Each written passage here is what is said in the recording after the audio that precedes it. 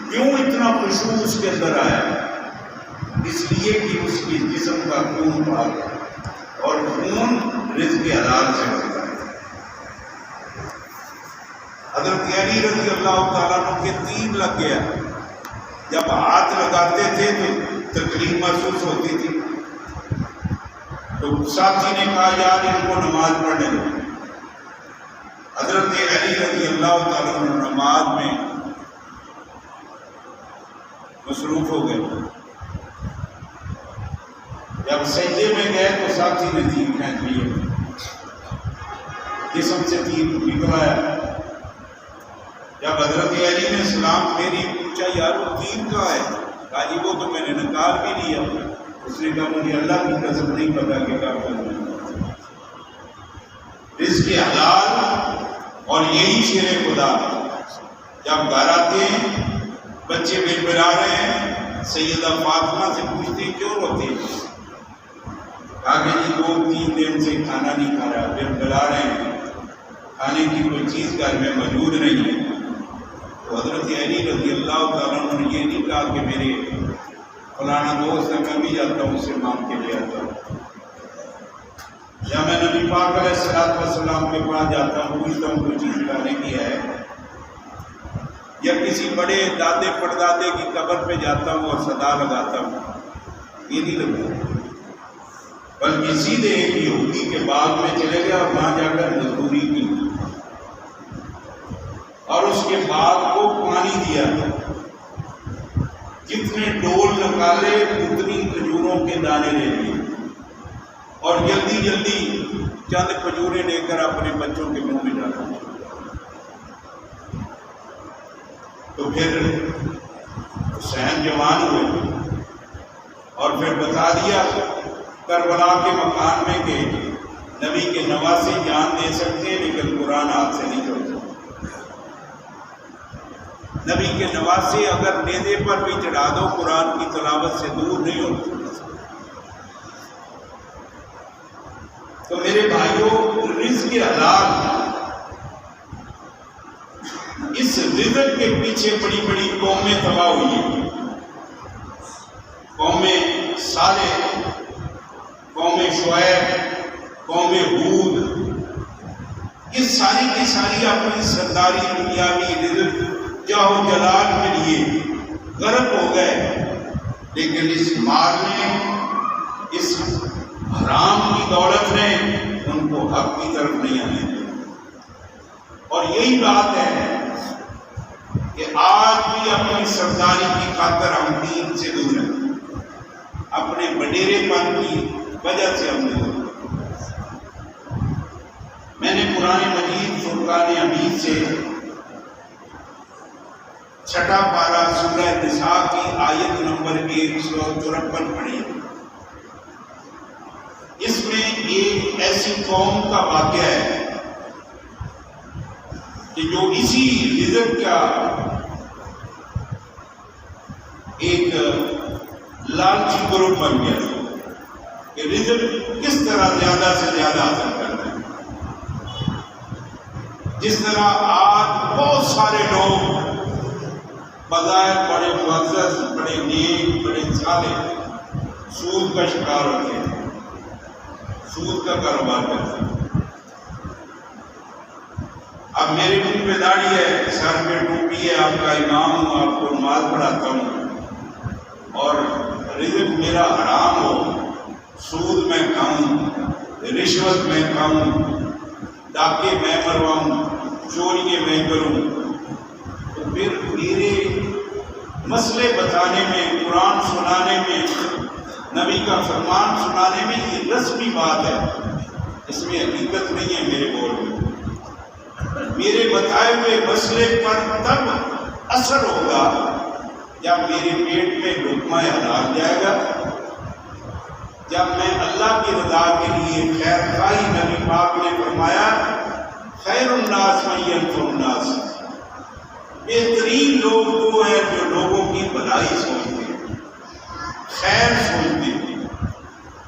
ابھی فجر کی نماز کے بعد جب دوست میرے پاس آئے، کہنے لگے جی ہمارے ساتھ چلو، آج ایک بچے کی شادی ہے تو وہ روٹے ہوئے آپس میں رشتے دار کو بھی چھڑا کر میں نے کہا یار صبح میں تھوڑا سا آرام کرتا ہوں، آپ مجھے اتنی جلدی کر دیں۔ تو خیر میں وہاں گیا، تو آپ یقین جانیں کوئی ذاتی مسئلہ ہے ہی نہیں، صرف گھبراہٹ کا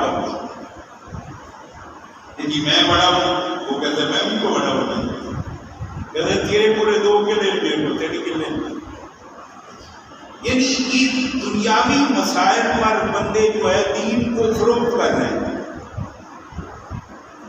جتنے سود خور ہیں آپ ان کے قریب بیٹھ جائیں، ان کی نیند کے بارے میں، ان کے سکون کے بارے میں، ان کی اولاد کی تابعداری کے بارے میں پوچھ لیں، اگر کوئی آپ کو یہ کہہ دے کہ میری اولاد تابعدار ہے تو مجھے پکڑ اولاد ہی باپ کے جوتے مارتی ہے، اولاد ہی ماں کو دھکے دیتی ہے، کیونکہ اس کے جسم میں خون جو ہے وہ حرام پیسے کرتی ہے۔ اللہ رب العزت نے 3 دن بڑے قابل احترام بنائے مختلف قوموں کے لیے، اور یہ آپ تھوڑا سا پیچھے چلے جائیں، صدی کس کو کہتے ہیں پتہ ہے آپ کو؟ صدی 100 سال، 100 سال کی 1 صدی ہوتی ہے۔ نبی پاک نے 3 صدیوں کو خیر القرون کہا ہے کہ جب سے یہ سال اور ایام اور شہور یعنی مہینے بنے ہیں، ان تمام زمانوں میں 3 زمانے، 3 صدیاں بہترین ہیں۔ ان کا مقابلہ 3 صدیوں کا حضرت آدم سے لے کر قیامت کی صبح تک کوئی زمانہ نہیں کر سکتا۔ وہ 3 صدیاں کون کون سی ہیں؟ پہلی صدی نبی پاک علیہ السلام کی، جس میں آپ تشریف لائے۔ دوسری صدی نبی کے صحابہ کی، اور تیسری صدی جن لوگوں نے صحابہ کو دیکھا۔ یہ 3 صدییں جو ہیں سارے زمانے سے آ رہے ہیں۔ اب صدیوں میں پھر اللہ رب العزت نے مہینوں کو سعادت بخشی ہے، ایک دوسرے مہینوں میں بہتر قرار دیا ہے۔ ان مہینوں میں سے ایک مہینہ ہے رمضان، باقی مہینوں سے بہترین مہینہ جو ہے وہ ماہ رمضان ہے۔ اور ماہ رمضان کے بعد شہور حج 4 مہینے، شوال، ذیقعدہ، ذی الحج اور محرم۔ یہ 4 مہینے رمضان کے بعد فضیلت رکھتے ہیں۔ نفلی عبادت نبی پاک علیہ السلام نے فرض روزوں کے بعد سب سے زیادہ ماہ شعبان میں کی ہے، اور ہم مسلمان کیا تکا لگاتے ہیں کہ جی ماہ شعبان دے وچ ایک شب برات آتی ہے 15ویں شعبان، بس ادو سپیکر 4 نعتاں پڑھ لو، ذکر و اذکار پڑھ لو، تے مولوی دے پیچھے کھلو کے صلاۃ و تسبیح پڑھ لو، مولوی دی بھی خدمت کر لو تے اپنی بھی کروا لو، تسی خود سے حالانکہ ایک ہی رات کی فضیلت نہیں ہے، پورے ماہ شعبان کی فضیلت ہے۔ 15ویں شب کو بھی نفل پڑھو، لیکن مہینوں کے اعتبار سے رمضان اور رمضان کے بعد 4 شہور حج اور 1 ماہ محرم۔ اب مہینوں میں پھر 5 ایام جو ہیں وہ فضیلت رکھتے ہیں۔ یہ بعین ہی یوں سمجھیں جس طرح مساجد میں سب سے اول نمبر مسجد بیت اللہ، دوسرے نمبر پر بیت المقدس، اور تیسرے نمبر پر باقی مساجد اپنے اپنے مرتبے کے مطابق۔ پہاڑوں میں وہ طور بہت بڑا مقام رکھتا ہے، اور پہاڑ جو بدر کے ساتھ ہے وہ بھی بڑا مقام رکھتا ہے، لیکن عہد کا مقابلہ کوئی نہیں کر سکتا۔ حضور پاک علیہ السلام نے فرمایا اس عہد پہاڑ سے میں محمد کو بڑی محبت ہوں۔ اب حضور پاک نے عہد پہاڑ سے جو محبت کی تو ایک عالم دین نے بڑا عشق کیا، بڑا محبتانہ انداز میں کتاب میں واقعہ لکھا ہے۔ ایک بہت بڑا قرآن و سنت کا عالم بیت اللہ گیا اور بیت اللہ کا طواف کرتے کرتے وہ عہد پہاڑ کی طرف نکل گیا جہاں حضرت حمزہ رضی اللہ تعالیٰ عنہ کی قبر ہے۔ ساتھی قبر ہے لیکن بہت لمبی، ایک ایسی چار دیواری بنی ہوئی ہے، پہلے جب چار دیواری بھی نہیں تھی، الحمدللہ میں نے دیکھی۔ حضرت حمزہ اور ساتھ عہد پہاڑ سامنے نظر آتا ہے بالکل۔ تو وہ انڈیا کا حاجی جو ہے بیت اللہ کا طواف کرنے کے بعد عہد پہاڑ کا ایک ٹکڑا اپنے بکسے میں رکھ کے واپس جب آیا تو وہ ساتھ ہی لے آیا۔ جب اس نے آ کر گھر دیکھا تو اس کے کپڑے گیلے تھے، جب وہ کپڑے سکھا خشک کر کے وہ رکھتا تھا تو پھر گیلا ہو جاتا تھا۔ اس نے کسی اہل دل سے پوچھا کہ یار یہ کپڑے گیلے ہو جاتے ہیں، اس نے کہا تو حرم سے کچھ ہے تو نہیں لایا ہوگا۔ اس نے کہا یہ عہد پہاڑ سے میں نے پیار کرتے ہوئے کہ حضور نے فرمایا اس سے مجھے پیار ہے، تو میں ایک ٹکڑا بکسے میں رکھ کے لے آیا۔ فرمایا یہ تو پتھر اس مقدس مقام کی جدائی میں ہوتا ہے اور کچھ نہیں۔ تو پتھروں میں عہد پہاڑ جو ہے بڑا مقام رکھنے والا ہے، اسی طرح پتھروں میں سب سے بڑا مقام جو ہے درجے کے اعتبار سے اور تقدس کے اعتبار سے وہ حجر اسود ہے جو بیت اللہ میں نصب ہے اور جنت سے آیا ہوا پتھر ہے۔ اسی طرح اللہ رب العزت نے حضور پاک علیہ السلام سے پہلے انبیاء کو بعض ایام جو ہیں وہ ان کے لیے سعادت اور عبادت کے لیے مقرر کیے، اور وہ 2 دن تھے، ایک ہفتے کا دن اور ایک اتوار کا دن۔ لیکن پہلا دن جو ہے وہ جمعے کا ہے۔ اب جمعے کا روز جو ہے یہ ان قوموں پر پیش کیا گیا تھا لیکن کسی نے قبول اس کو نہیں کی۔ پہلے کہتے تھے یوم العروبہ اور بعد میں بنا یوم الجمعہ۔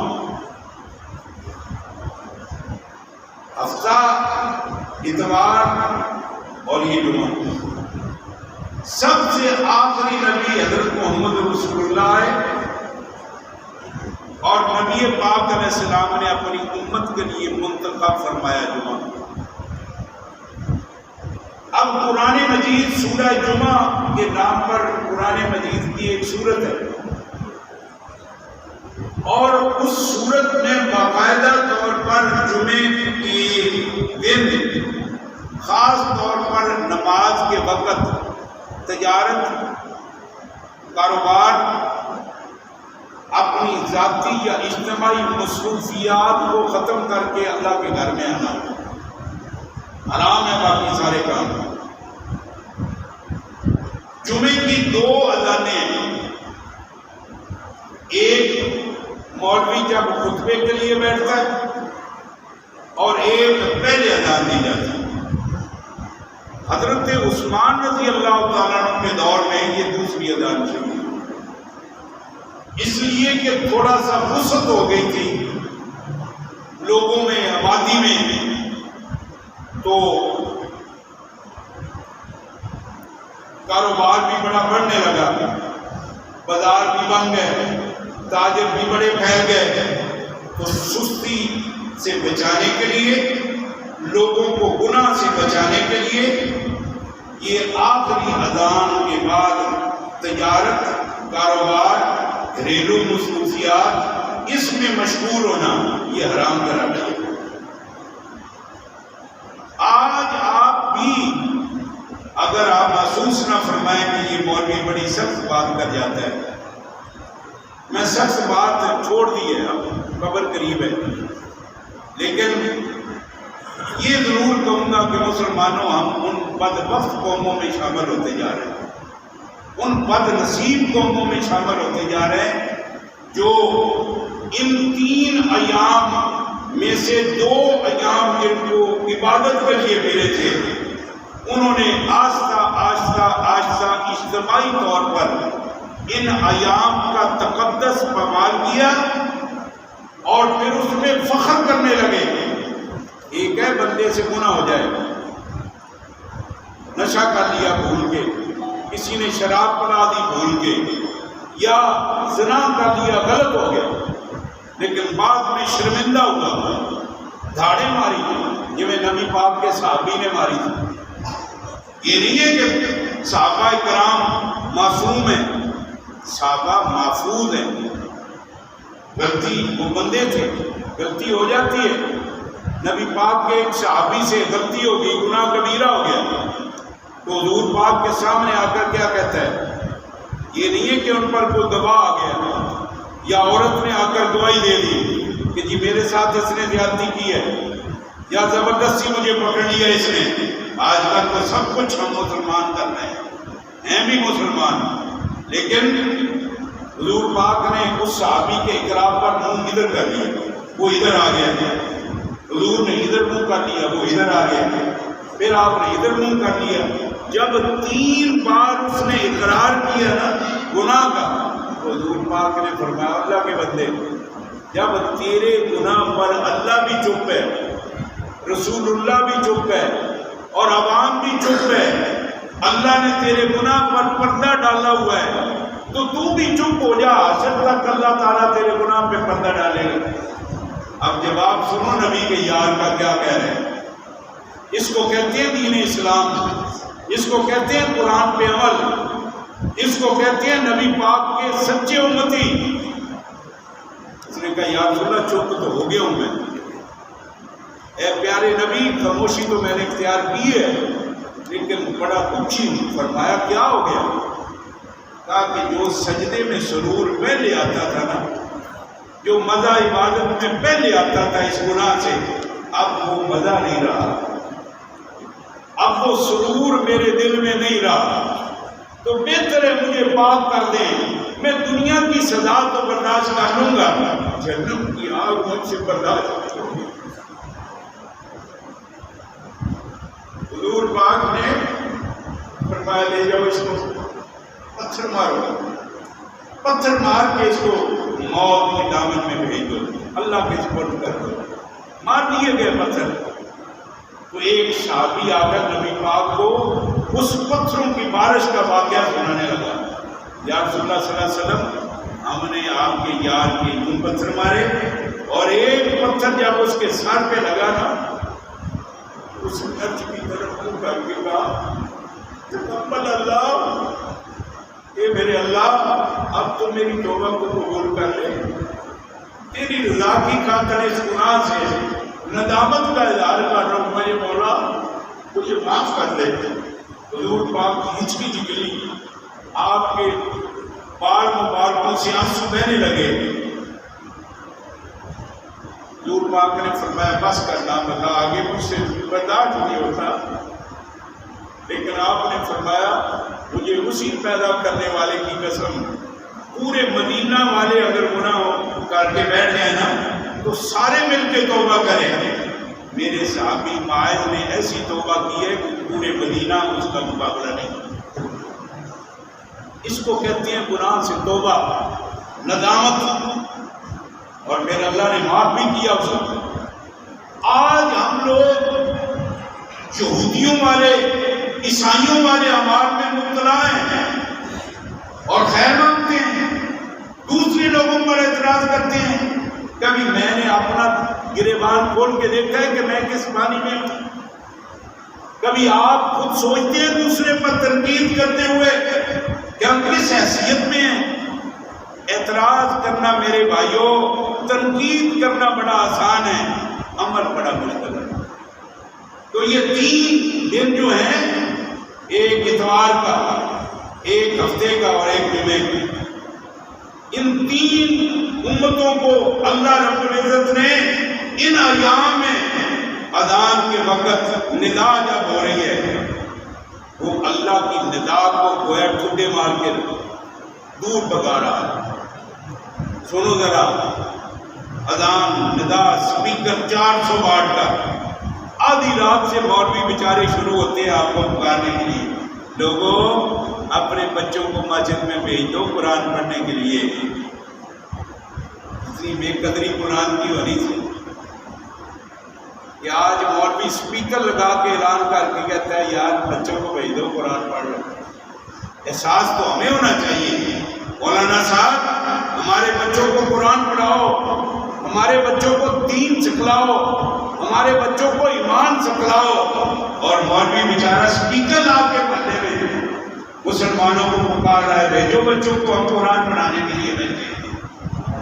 یہ ساڑھے گھر دے کی کہتے ہیں ستا پہ نہ اٹھائیے نہ کیے نہ کچھ، دیکھو نہ ماں نے نماز پڑھی ہوتی ہے اور نہ باپ نے، تو پھر وہ کہیں کہنا اس نے ٹھیک ہے سر سویا رہنے دے اس کو۔ پھر اس نے کیا جمعے کا احترام کرنا ہے اور کیا تلاوت کا احترام کرنا ہے اور کیا ماں کا مقام سمجھنا ہے اور کیا باپ کو سمجھنا ہے۔ اس نے تو کرتوت دونوں کے دیکھے ہیں، ماں بھی بے نمازی، باپ بھی بے نمازی، ماں بھی سوئی ہوئی ہے، باپ بھی سویا ہوا ہے۔ اس گھر پہ اگر جنابت ہو، غسل فرض ہو، دونوں میں غسلے پڑے ہوتے ہیں، رحمت کا فرشتہ آئے گا، برکت آئے گی، پھر ہماری توبہ یا ہمارا خاتمہ بالخیر ہوگا؟ قطعی طور پہ نہیں۔ یہ میں نے جو قرآن کی آیت پڑھی ہے، اس میں جو واقعہ ہے، اگر آپ کو وہ سنا دوں تو آپ پھر فکر کریں گے کہ ہم واقعتاً اس جرم کے ہم بھی شکار ہیں۔ یہ وقت پھر ختم ہو جاتا ہے، مولوی بیچارہ اکیلا ہی بولتا رہتا ہے۔ جب جمعے ختم ہو جاتے ہیں آپ صرف جماعت میں شریک ہوتے ہیں۔ میرے بھائیوں، جب پہلی اذان ہوتی ہے، جو آدمی اس وقت مسجد میں آتا ہے تو ایک اونٹ قربانی کرنے کا ثواب ہوتا ہے، اور جب تھوڑا سا وقت گزرتا ہے تو ایک گائے قربان کرنے کا ثواب ملتا ہے، حتیٰ کہ جب دوسری اذان خطبے والی شروع ہو جائے تو رجسٹر بند ہو جاتا ہے، صرف فرضوں کا ہی ثواب ملے گا جو اللہ نے مقرر کیا ہے، اجر و ثواب سے آپ محروم ہیں۔